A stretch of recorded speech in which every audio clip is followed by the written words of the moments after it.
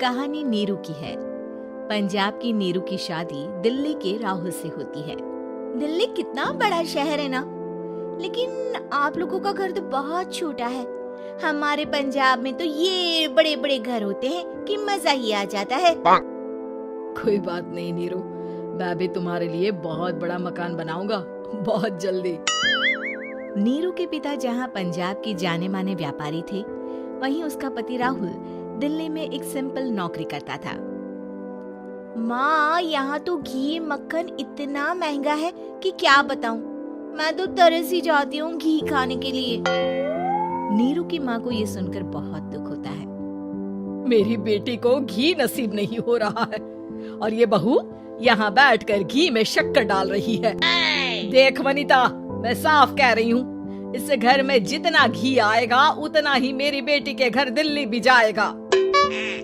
अरे ये क्या बात होती है माँ जी?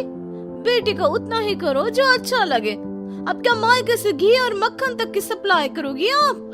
हाँ, मेरी बेटी किसी चीज को तरसे मुझसे बर्दाश्त नहीं होता।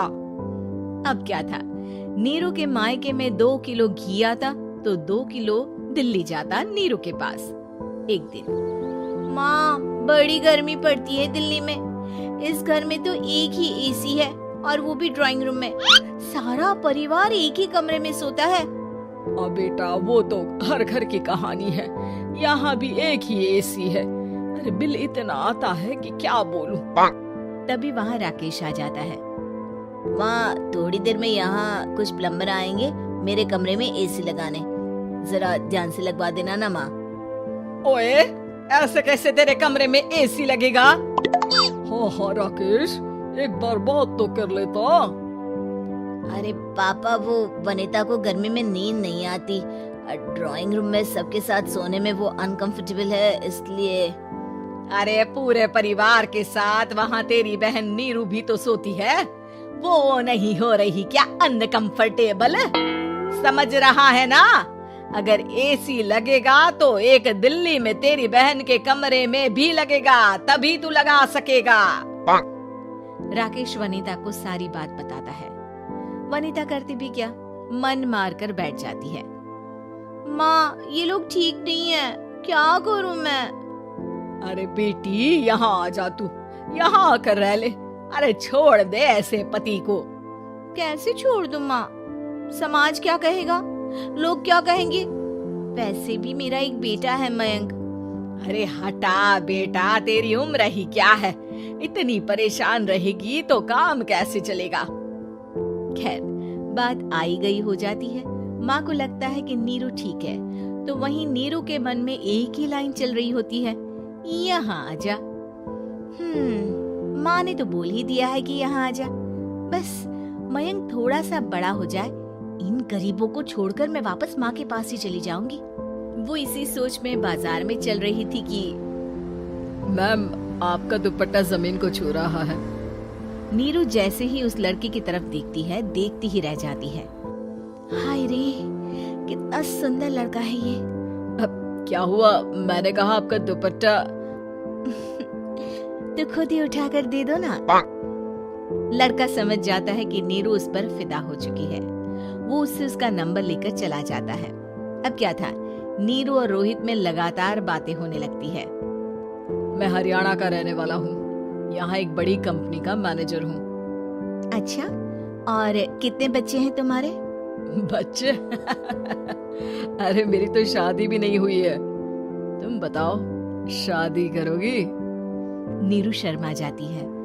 अब लेकिन मैं तो पहले से ही शादीशुदा हूँ। मुझे फर्क नहीं पड़ता, बस तुम शादी कर लो, भाग चलते हैं। बहुत पैसे वाला हूँ मैं, हमेशा खुश रखूंगा तुम्हें।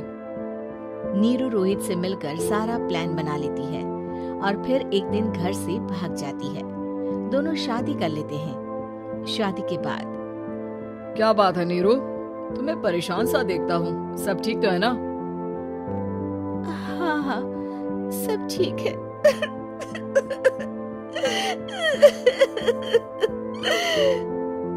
ये कहते कहते ही वो रोने लगती है।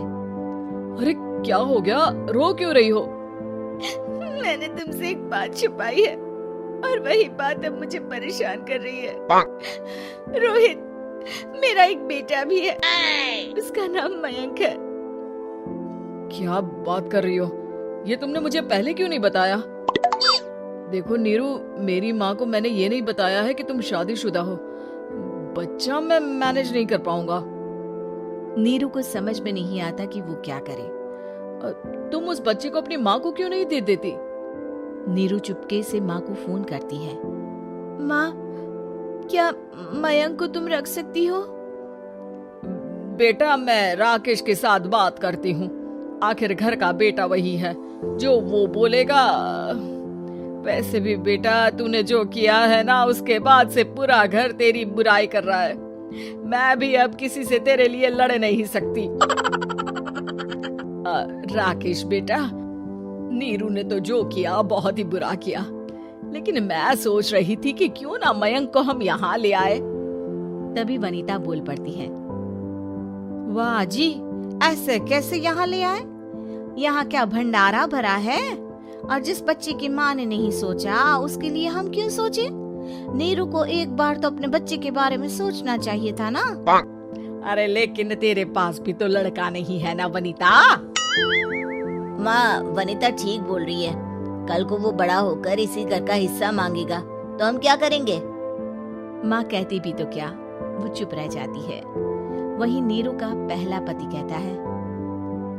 माँ, अगर आज भी वो वापस आ जाए तो मैं उसे माफ कर दूंगा। बेटा, गरीबी चीज ही ऐसी है, क्या करेगा? तू तो अब मयंक का सोच।